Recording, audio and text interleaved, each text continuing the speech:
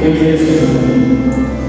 Y ahora, Madre, te hablo a ti, en nombre de todos los alumnos del colegio, a quienes tanto quieres y tanto quieres. Tú nos trajiste a Jesús hoy y hoy te lo traemos a ti.